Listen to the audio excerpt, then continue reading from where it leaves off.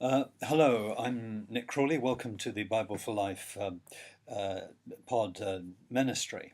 This month we're looking at Paul's little letter of Philemon, tucked away right at the end of the list of 13 letters that we have recorded by Paul.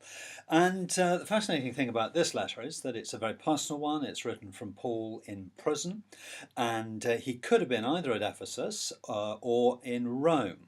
And he's writing to his friend Philemon, who's a Christian leader, and he's sending back a slave called Onesimus, who has run away from Philemon, who has been converted through Paul's ministry, and is now a reasonably mature Christian. But Paul realizes that the situation has got to be sorted out. He's a Roman citizen after all, and he's got to do the right thing, and he's got to send Onesimus back. So he does with this letter, and the crucial thing is that he says to Philemon, now come on, treat Onesimus as your brother, and whatever wrongs he may have done to you in the past, he may have stolen, he may have offended you in different ways, he's run away from you, which as a slave in the Roman Empire was a very serious offence.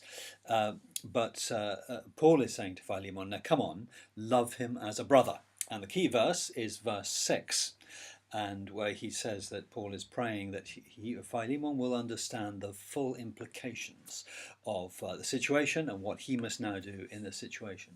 Now, the letter itself is written brilliantly. It's absolutely outstanding in terms of the argument and in terms of what the way Paul goes about it. It's even one commentator likened it to Mark Antony's speech in Shakespeare's Julius Caesar.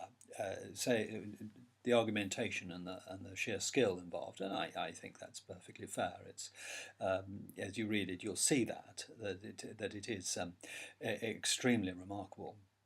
And Paul is in this letter planting a massive time bomb under the entire system of slavery in the Roman Empire. And that is why this is so important. Now, the reason I wanted to do this this month was because I recently saw the film 12 Years a Slave and was really, frankly, appalled at the abuse of scripture in that film, and thought, no, we've got to do better than this. It is not good enough just to say that the New Testament supports slavery. It most emphatically does not, and that point needs to be made. The truth is that actually slavery was a much more complicated system in the Roman Empire, and it varied a great deal across the Roman Empire, and the Roman economy depended on slavery, so particularly in the capital cities. So the question has to be answered much more carefully. 1 Corinthians chapter 7 and verse 21 is quite clear that Paul says if you can attain your freedom, you must do so. But he also he goes about it in a much more subtle way, and he basically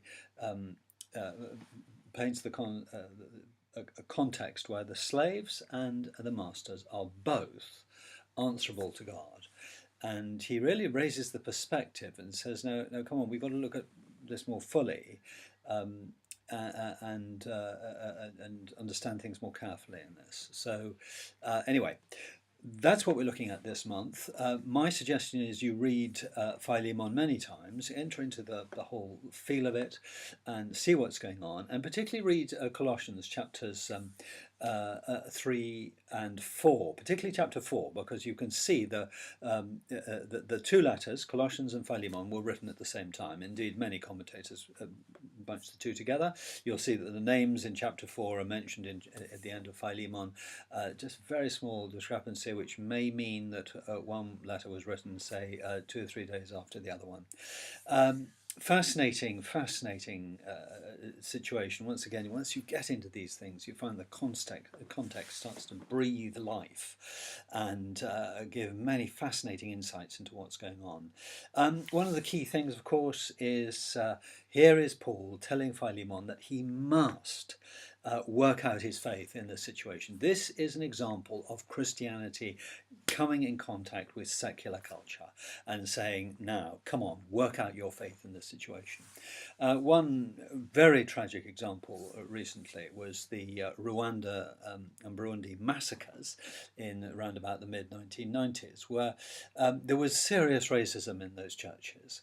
And when the political situation and the secular situation got out of control, and there was hatred and there was fighting, the churches got involved, and it was just terrible. Nevertheless, in that context, there were some very fine examples of Christians saying, no, we are brothers and sisters together, and we're not going to attack each other.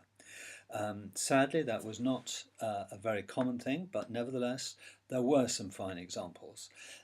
What Paul is saying in this letter is that Philemon must work out his faith in this context and must learn to love his brother Onesimus and work out all the implications of that. And we need to be asking the question, what is it that we cannot see? Where is it that we might be going wrong and treating people badly? And how do we work this out? What do we do? These are the penetrating questions. We need to look at them carefully. So here we are, a short book, a fascinating insight into applying Christianity today, and I think you'll enjoy it a great deal. It's a wonderful thing. It's to be the last particular video of this particular season before the summer break. So I look forward to being in touch and podding with you in due course. Enjoy. God bless.